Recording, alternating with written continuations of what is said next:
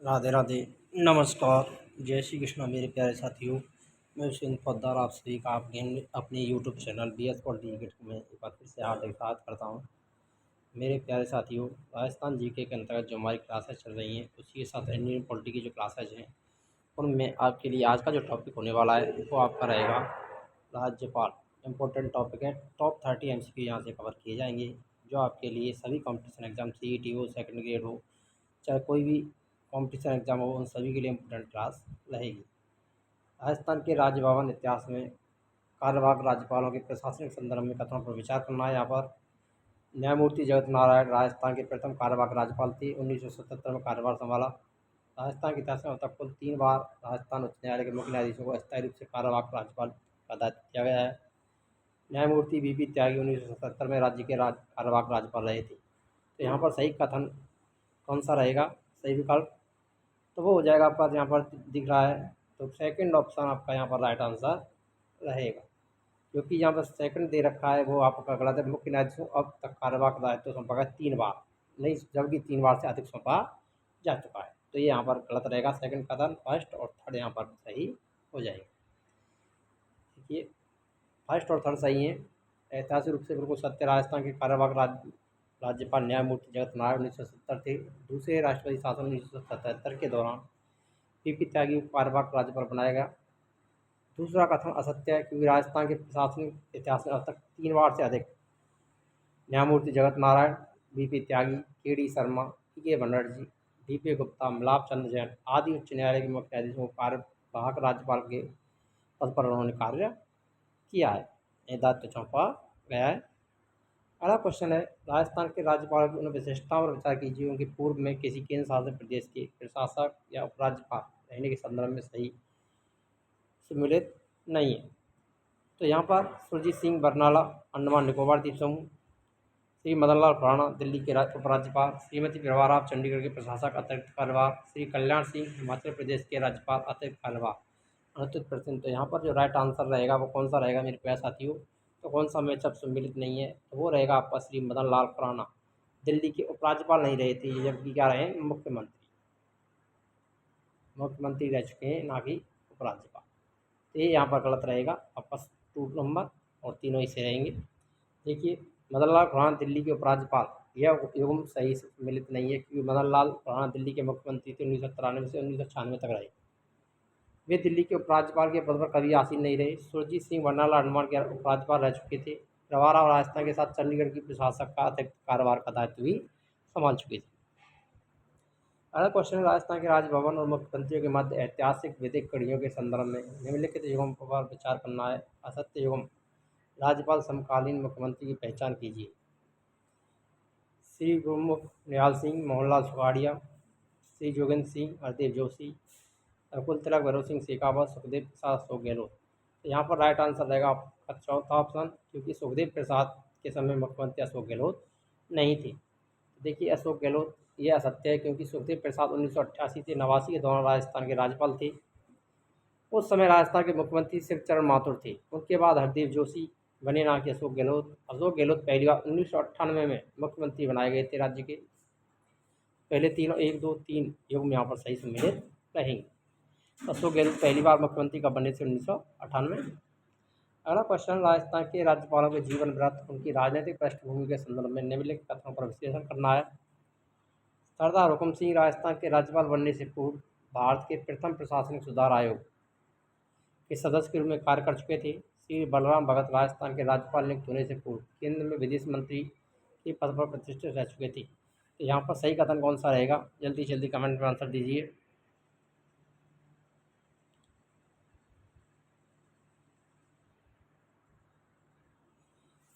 तो यहाँ पर ऑप्शन थर्ड, दोनों ही सत्य हो जाएंगे। फर्स्ट और सेकंड यहाँ पर सही करेक्ट आंसर रहेगा। देखिए, फर्स्ट और सेकंड दोनों सही हैं। RPSC कठिन ट्रेंड के अनुसार ये दोनों कथन बिल्कुल प्रमाणिक साबित होते हैं। लोकसभा अध्यक्ष रहने के साथ सरदार हुकुम सिंह 1966 में प्रथम प्रशासनिक सुधार आयोग से जुड़े रहे। वही बलराम भगत 1985-86 दौरान राजीव गांधी सरकार में भारत के विदेश मंत्री के पद पर भी अपनी सेवाएं दे चुके थे। उसके बाद 1993 में राजस्थान के राज्यपाल भी बने। अगला क्वेश्चन, राजस्थान के राजभवन इतिहास में विधानसभा क्षेत्र सत्र के संचालन विवादों के संदर्भ में कथनों पर विचार करना है। कौन सी घटना यहाँ पर सही है ये बताना है। तो राजस्थान में प्रथम बार विधानसभा का विशेष सत्र बुलाने के लिए राजभवन और मुख्यमंत्री के बीच विवाद 1956 में उत्पन्न हुआ था। वर्ष 2020 में मुख्यमंत्री अशोक गहलोत के कार्यकाल के दौरान तत्कालीन राज्यपाल कलराज मिश्र ने मंत्रिपरिषद द्वारा सत्र भेजे जाने के लिए प्रथम प्रस्ताव को विधिक और तकनीकी आधार पर वापस लौटाया था। राज्यपाल कलराज मिश्र ने विधानसभा सत्र बुलाने की फाइल को कैबिनेट को कभी वापस नहीं लौटाया, बल्कि सीधे नामंजूर कर दिया था। राजस्थान के इतिहास में राज्यपाल कभी भी कैबिनेट के प्रस्ताव को पुनर्विचार के लिए नहीं लौटा सकते। यहाँ पर जो राइट आंसर रहेगा वो आपका सेकंड ऑप्शन है, वो करेक्ट आंसर यहाँ पर हो जाता है। देखिए, वर्ष 2020 में अशोक गहलोत के द्वारा तत्कालीन राज्यपाल कलराज मिश्र ने मंत्रिपरिषद द्वारा सत्र बुलाने के लिए भेजे गए प्रथम प्रस्ताव को वैधिक और तकनीकी आधार पर वापस लौटा दिया था। एक कानूनी और तकनीकी आधार पर उसको उन्होंने वापस लौटाया था। वर्ष 2020 में राजस्थान राजनीतिक संकट के समय राजभवन से स्पष्ट किया था कि सत्र बुलाने के लिए कम से कम 21 दिन की स्पष्ट नोटिस कोरोना गाइडलाइन का विवरण होना अनिवार्य है, जिसके तहत उन्होंने पहली फाइल स्पष्टीकरण मांगते हुए कैबिनेट को वापस लौटाई। अतः ये विकल्प 2 पूर्ण रूप से सत्य रहेगा। अगला क्वेश्चन, राजस्थान के राजभवन द्वारा प्रशासित अरावली प्रबंधन कोष अथवा सैनिकों से जुड़ी विशिष्ट संपत्तियों के वैधिक प्राधिकार के संदर्भ में कौन सा कथन सत्य है। इस कोष के चेयरमैन राज्य के रक्षा मंत्री होते हैं। राज्यपाल केवल इसके सदस्य होते हैं। राजभवन सैनिक कल्याण कोष भूतपूर्व सैनिकों के लिए एक समेकित निधि है। प्रबंध समिति के पदेन अध्यक्ष स्वयं राजस्थान के राज्यपाल होते हैं। इस कोष का ऑडिट करने का अधिकार गृह सचिव के पास होता है। राज्यपाल इस कोष से धन निकालने के लिए विधानसभा अध्यक्ष की लिखित अनुमति लेने को बाध्य है। तो सत्य कथन यहाँ पर बताना है आपका, तो वो रहेगा आपका सेकंड ऑप्शन सही रहेगा। राजभवन सैनिक कल्याण कोष भूतपूर्व सैनिकों की समेकित निधि की प्रबंधन समिति के पदेन अध्यक्ष राजस्थान के राज्यपाल होते हैं। सेकंड ऑप्शन सही आंसर हो जाएगा। राजस्थान के राजभवन द्वारा भूतपूर्व सैनिकों उनके आश्रितों के लिए कल्याण के लिए स्थापित समेकित ट्रस्ट और समितियों के पदेन अध्यक्ष हमेशा राजस्थान के राज्यपाल ही रहेंगे। राज्य का जो राज्यपाल है वही रहता है। इसके प्रशासनिक संचालन का पूर्ण नियंत्रण स्वायत्त रूप से राजभवन के पास होता है। इसके लिए विधानसभा अध्यक्ष की अनुमति की आवश्यकता नहीं पड़ती है। द क्वेश्चन, राजस्थान के उन राज्यपालों के समूह को पहचानना है जिन्होंने अपने कार्यकाल के दौरान देश के राष्ट्रीय मानवाधिकार आयोग के सदस्य या अन्य संवैधानिक आयोगों में विधिक पदों को सुशोभित किया था। अंशुमान सिंह, श्री कलराज मिश्र, निर्मल चंद्र जैन, सुखदेव प्रसाद, न्यायमूर्ति अंशुमान सिंह, श्री TN चतुर्वेदी, कलराज मिश्र और श्री कल्याण सिंह। तो यहाँ पर आपका राइट आंसर है वो कौन सा रहेगा, अंशुमान सिंह और TN चतुर्वेदी। थर्ड ऑप्शन आपका सही आंसर रहेगा।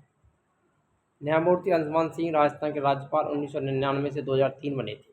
अंशुमान सिंह कब राज्यपाल रहे राजस्थान के? 1999 से 2003 तक। इससे पूर्व वे इलाहाबाद और राजस्थान हाईकोर्ट के न्यायाधीश रहने के साथ साथ विभिन्न राष्ट्रीय विधिक कमेटियों से जुड़े रहे। वहीं TN चतुर्वेदी देश के कैग रहने के साथ साथ राष्ट्रीय स्तर के प्रशासनिक निकायों और संवैधानिक विधिक विंग के सदस्य के रूप में जुड़े रहे थे। अगला क्वेश्चन आपके लिए आता है यहाँ पर,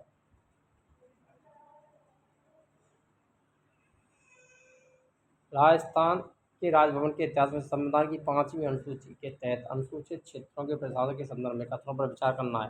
राजस्थान के राज्यपाल अनुसूचित क्षेत्रों बांसवाड़ा, डूंगरपुर आदि के अच्छे शासन के विधिक नियम बनाने की अन्य शक्ति रखते हैं। दूसरा कथन आता है, इन क्षेत्रों के संबंध में राज्यपाल प्रतिवर्ष देश के राष्ट्रपति को एक प्रशासनिक प्रतिवेदन प्रेषित करता है। तो सही कथन रहेगा आपका फर्स्ट और सेकंड दोनों ही यहाँ पर सही रहेंगे। थर्ड ऑप्शन सही आंसर रहेगा। तो 5वीं अनुसूची का पैराग्राफ 3 और 5 के तहत राजस्थान के अनुसूचित जनजाति क्षेत्रों के विधिक प्रशासन की सीधी जिम्मेदारी राज्यपाल की होती है। राज्यपाल इसके युग्म संचालन के नियम बनाने की शक्ति रखता है। इसे इस वार्षिक प्रशासन की रिपोर्ट सीधे भारत के राष्ट्रपति को भेजनी अनिवार्य होती है। अगला क्वेश्चन, राजस्थान के राजभवन इतिहास में महिला राज्यपाल से जुड़े कतिपय विशिष्ट राजनीतिक घटनाक्रमों के संदर्भ में निम्नलिखित कथनों पर विश्लेषण कीजिए। श्रीमती मौर्य टालवा राजस्थान की ऐसी एकमात्र महिला राज्यपाल रहीं जिन्होंने राजभवन में अपना पूरा 5 वर्ष का नियमित कार्यकाल सफलतापूर्वक किया। प्रभा राव राजस्थान की ऐसी महिला राज्यपाल थी जिन्हें हिमाचल प्रदेश के राज्यपाल पद से स्थानांतरित करके राजस्थान का मुख्य राज्यपाल नियुक्त किया गया था। तो यहाँ पर कथन कौन सा सही रहेगा? तो सेकंड कथन है वो यहाँ पर पूर्ण रूप से सही हो जाएगा। 2 ऑप्शन सही आंसर रहेगा। पहला ये गलत रहेगा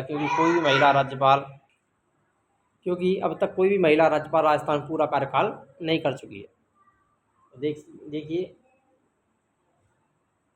कथन फर्स्ट असत्य क्योंकि मौर्य टालवा राजस्थान में नियमित कार्यकाल मई 2012 से 14 तक, अगस्त 14 तक नहीं, 2 वर्ष 3 माह का उनका कार्यकाल रहा था।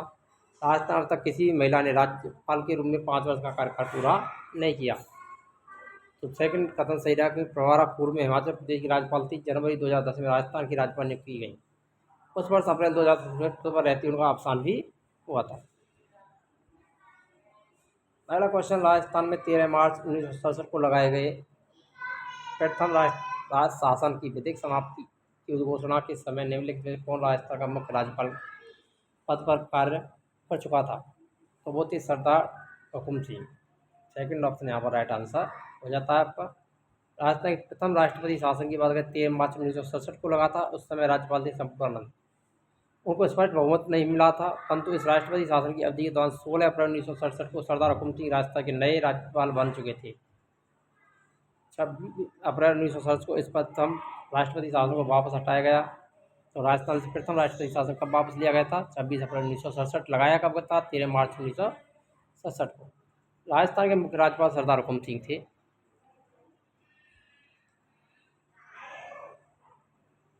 राज्यपाल से संबंधित संवैधानिक अनुच्छेदों को सम्मिलित करना है यहाँ पर, और कौन सा राइट आंसर रहेगा? राज्यपाल की सहायता और सलाह के लिए मंत्रिपरिषद होगी, अनुच्छेद 167 सही रहेगा। राज्य सरकार के कार्य संचालन का उल्लेख 166 में किया गया है। राज्यपाल को जानकारी देने के संबंध में मुख्यमंत्री कर्तव्य का उल्लेख अनुच्छेद 167 में। राज्य विधानमंडल के सदनों की अवधि 172 में। तो 1, 2, 3, 4 फर्स्ट ऑप्शन ही आपका यहाँ पर राइट आंसर हो जाता है।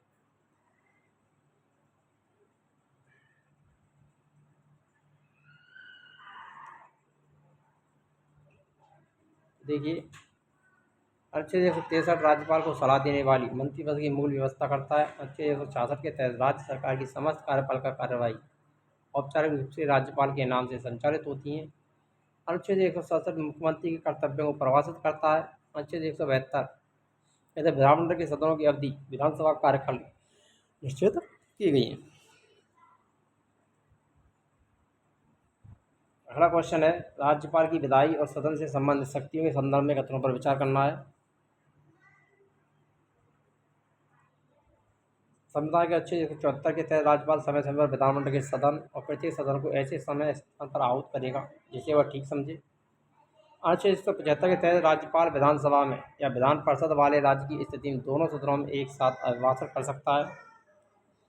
अनुच्छेद 176 के तहत राज्यपाल विशेष अभिभाषण और भाषा नीतिगत प्रारूप को स्वयं राज्यपाल को व्यक्तिगत विवेक से तैयार करता है। तो यहाँ पर आपका फर्स्ट और सेकंड ऑप्शन सही रहेंगे, लेकिन थर्ड ऑप्शन है ये यहाँ पर गलत हो जाएगा। तो सेकंड ऑप्शन आपका राइट आंसर रहेगा। अगला मिलता है आपका, विधानमंडल के सदस्यों की शपथ अयोग्यता के संदर्भ में राज्यपाल के प्राधिकारों से संबंधित अनुच्छेदों पर विचार करना है। अनुच्छेद 188 के तहत राज्य विधानसभा प्रत्येक सदन अपना स्थान ग्रहण करने से पहले राज्यपाल या उसके द्वारा इस कार्य के नियुक्त व्यक्ति के समस्त शपथ का प्रतिज्ञान लेगा। 192 के तहत यदि कोई प्रश्न उठता है कि विधानमंडल का कोई सदस्य अयोग्य हो गया है, तो वह प्रश्न राज्यपाल को निर्देशित किया जाएगा, उसका अंतिम निर्णय होगा। तो यहाँ पर आपके दोनों ही कथन सही हो जाएंगे। थर्ड वाला ऑप्शन है राइट आंसर हो जाएगा। देखिए, अनुच्छेद 188 के तहत नवनिर्वाचित विधायकों को शपथ दिलाने का विधिक कार्य जो दायित्व होता है वो राज्यपाल का ही होता है। उसके लिए वो व्यवहारिक रूप से प्रोटेम स्पीकर की नियुक्ति करता है शपथ दिलाने की। अनुच्छेद 192 के अनुसार विधायकों की सामान्य अयोग्यता, लाभ का पद धारण करना आदि पर अंतिम विधिक प्राधिकार राज्यपाल का ही होता है। वह केंद्रीय निर्वाचन आयोग के परामर्श के अनुसार इसका निर्णय ले सकता है। अगला क्वेश्चन आता है, राज्य विधानमंडल द्वारा पारित विधेयकों पर राज्यपाल की शक्तियों के संदर्भ में सूचियों को मिलान करना है। तो विधेयकों पर राज्यपाल की अनुमति या राष्ट्रपति के लिए आरक्षण उनको सुरक्षित रखना, अनुच्छेद 200 ये सही रहेगा। राष्ट्रपति की विचाराधीन आरक्षित विधेयकों पर राष्ट्रपति की शक्ति का प्रयोग 201।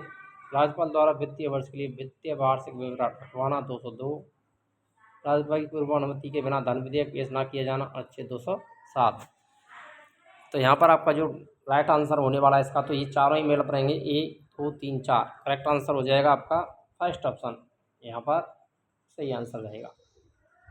अनुच्छेद 200 राज्यपाल को विधेयकों पर वीटो शक्ति या राष्ट्रपति आरक्षित करने की शक्ति देता है। कोई विधेयक को राष्ट्रपति के लिए सुरक्षित रख सकता है या उन पर वीटो का प्रयोग कर सकता है, अपने पास भी रख सकता है। 201 के तहत आरक्षित विधेयक पर राष्ट्रपति निर्णय लेता है। 202 में कहा गया है, राज्य के वार्षिक बजट वित्तीय विवरण को सदन के पट पर रखवाने का कार्य राज्यपाल का ही होता है। 207 वित्तीय विधेयक धन विधेयकों पर राज्यपाल की पूर्व सिफारिश की अनिवार्यता होती है। ये वित्तीय विधेयक से संबंधित कोई भी अगर विधेयक पेश करना है विधानसभा में तो 207 के अंतर्गत उसको राज्यपाल की पूर्व अनुमति आवश्यक है। राज्यपाल की वित्तीय और विधायी प्रक्रिया के विशिष्ट प्रावधानों के संदर्भ में निम्नलिखित कथनों पर विचार करना है। संविधान के अनुच्छेद 203 के तहत 203(3) के अनुसार किसी भी अनुदान की मांग राज्यपाल की सिफारिश के बिना नहीं की जाएगी। अनुच्छेद 205 के तहत चालू वित्तीय वर्ष में धन कम पड़ने की स्थिति में राज्यपाल पूरक अतिरिक्त या विधिक अनुदान की मांग सदन में रख पाता है।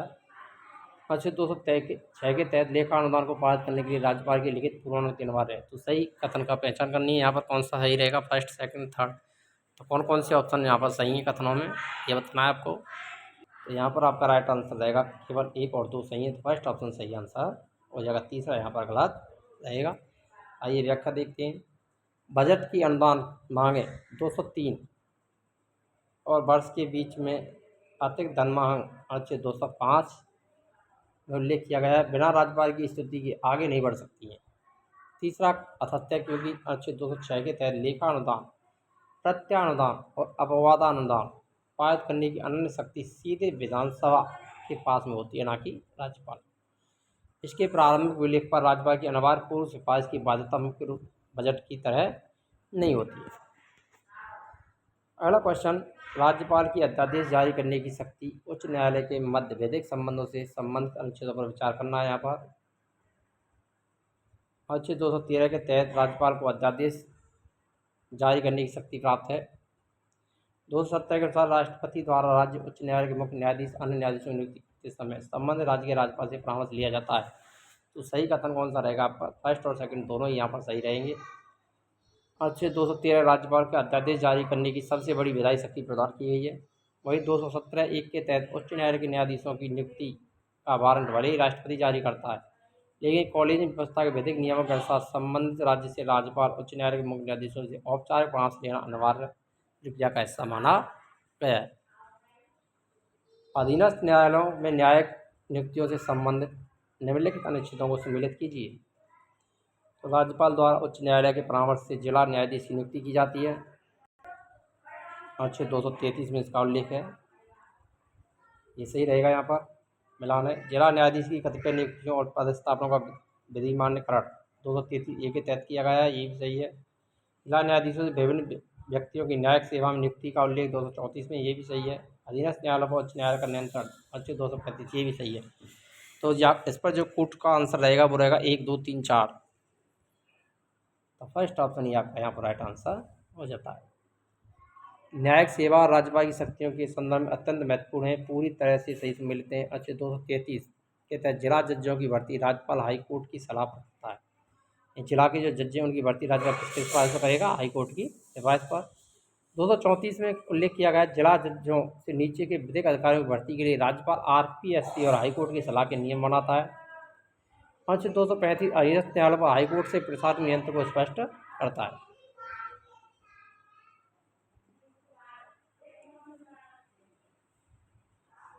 केंद्र राज्य संबंधों से विभिन्न प्रशासनिक प्रतिवेदनों को रखवाने के लिए राज्यपाल के दायित्वों से संबंधित निम्नलिखित कथनों पर विचार कीजिए। अनुच्छेद 243(I) के तहत राज्यपाल प्रत्येक 5 वर्ष की समाप्ति पर पंचायतों की वित्तीय स्थिति के पुनरावलोकन के लिए राज्य वित्त आयोग का गठन करता है। अनुच्छेद 223(2) के अनुसार राज्य लोक सेवा आयोग का यह कर्तव्य होगा वह राज्यपाल को वार्षिक प्रतिवेदन सौंपे, जिसे राज्यपाल विधानमंडल के समक्ष रखवाएगा। अनुच्छेद 151(2) के तहत भारत के नियंत्रक मालिका परीक्षक एक राज्य के लेखा संबंधी रिपोर्ट राज्यपाल को दी जाती है, जिसे वह सदन के पर रखवाता है। तो यहाँ पर राइट आंसर कौन सा रहेगा, तो यहाँ पर आपका राइट आंसर रहेगा 1, 2, 3 तीनों ही सही हो जाएंगे। देखिए, राज्यपाल इन तीनों संवैधानिक अनुच्छेदों के तहत महत्वपूर्ण रिपोर्टों वित्तीय आयोग के गठन के लिए उत्तरदायी है। नगरीय निकाय नगरपालिकाओं के वित्तीय आयोग का गठन अनुच्छेद 243(22) के तहत होता है, जबकि पंचायतों के लिए अनुच्छेद 243(I) के तहत किया जाता है। नगरपालिकाओं के लिए 243(22) और पंचायतों के लिए 243(I) के तहत। RPSC रिपोर्ट 223(2) और कैग की रिपोर्ट अनुच्छेद 151(2) के तहत राज्य भवन के माध्यम से सदन में पहुँचती है। अगला क्वेश्चन, राष्ट्रीय अनुसूचित जाति अनुसूचित जनजाति आयोग के प्रतिवेदन के संदर्भ में राज्यपाल के विधिक कर्तव्यों से संबंधित अनुच्छेदों का विशेष कीजिए। अनुच्छेद 338(7) के तहत राष्ट्रीय अनुसूचित जाति आयोग की राज्य से संबंधित रिपोर्ट राष्ट्रपति द्वारा राज्यपाल को भेजी जाती है, जिसे राज्यपाल राज्य विधानमंडल के समक्ष रखवाता है। अनुच्छेद 338(a)(7) के तहत राष्ट्रीय अनुसूचित जाति जनजाति आयोग की राज्य से संबंधित रिपोर्ट भी इसी प्रकार राज्यपाल द्वारा विधानमंडल के समक्ष रखवाई जाती है। सही कथन कौन सा है यहाँ पर?